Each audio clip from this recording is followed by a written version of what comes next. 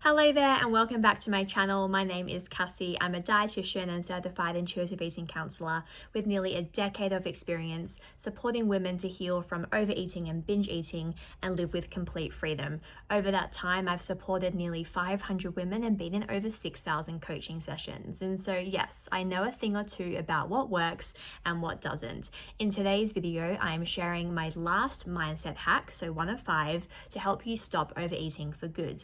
Do make sure you watch this series in order as each one builds on the last. Okay, let's dive into today's video. The last and final mindset hack for you today is to ask yourself the question, how can I make this easier?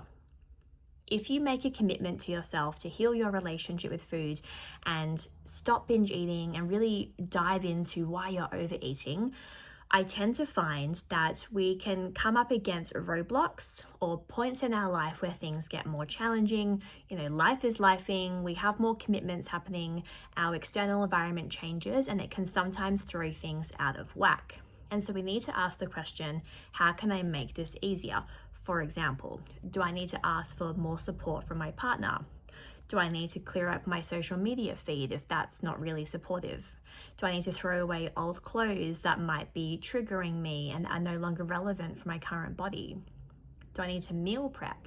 Do I need to plan for the week? Do I need to go to bed earlier?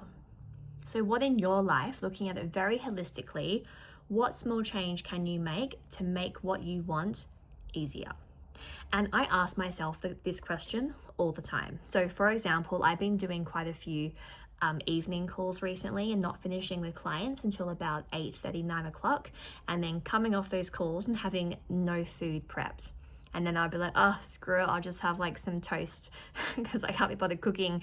It's so late and I'm so tired. But that wasn't aligning with my goals and what I want to be doing at that time of day. And so what I did instead was I batched a couple of meals on Sunday, had them prepped, ready to go in Tupperware, chucked them in the fridge. And so when I came off those client calls after a really long day, I just popped those in the microwave and I was good to go. And so it's really about asking, how can I make things simpler and easier? Like, do I need to ask, for example, more support? So actual professional support, whether it's coaching, working with someone like me, for example, or do you need to work with a therapist or a psychologist to help you process unprocessed trauma? We all are starting at different places and have different needs. And so it's very important to tap into, well, what do you need at this point in your life to make things easier for you? Because what I tend to find people do is they say, oh, it's not working, I'm going to try a different approach. And screw this, it's just not going to work for me. And that mistake, and that is a mistake because it's not about starting over, because as we've learned in these series that when we start over every single time we lose that momentum. It's simply a matter of how can I make what I'm currently doing easier and simpler.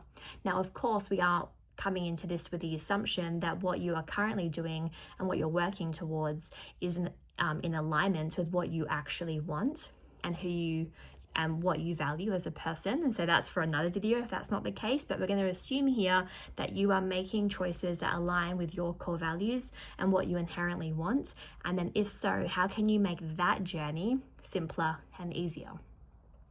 If you're someone who knows that you thrive from support, coaching, accountability, and community, one of the best places you can be is inside the Food Freedom Academy. It's my private membership for women to heal their relationship with food and never binge again. And I support you step by step through the whole process. If you'd like to join, details are in the description box below. And like always, thank you so much for being here. Any questions, thoughts, or reflections from today's video or this series in general, I love to hear it. I'm really making these videos for you, and so let me know if they are supportive. It does mean so much to me. But apart from that, have a lovely day, and I'll see you next time.